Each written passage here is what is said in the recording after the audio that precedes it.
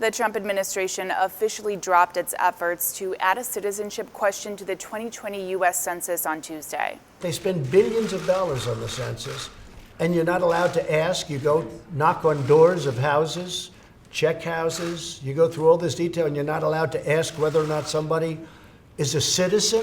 So you can ask other things, but you can't ask whether or not somebody's a citizen. The addition had been blocked multiple times in federal court, and the U.S. Supreme Court ruled that it couldn't be included. At issue was whether the question would violate the constitutional rights of immigrants and certain people of color.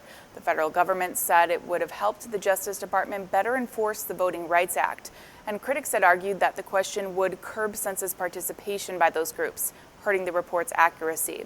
So what were the reasons behind the Trump administration's interest in knowing whether respondents are U.S. citizens or not? First, it's important to understand how census data is utilized. In general, responses can only be used to produce statistics that determine how federal funds are spent, political representation in Congress, and the size of the country's population.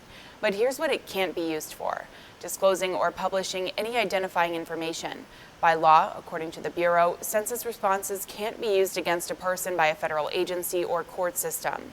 That's because the U.S. Census Bureau abides by strict confidentiality rules that bar it from sharing identifying information, even with other government agencies such as the FBI and ICE.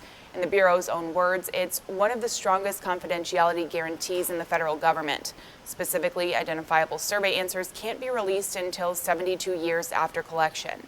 Still, immigration advocacy groups point out that undocumented immigrants, along with citizens and legal residents, have expressed concerns that their personal data could be used for deportation efforts. A recent task force study commissioned by the Census Bureau acknowledges that worry.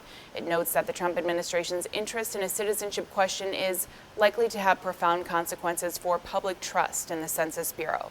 That same research also points out that public concern about census confidentiality has generally been declining over the past several decades.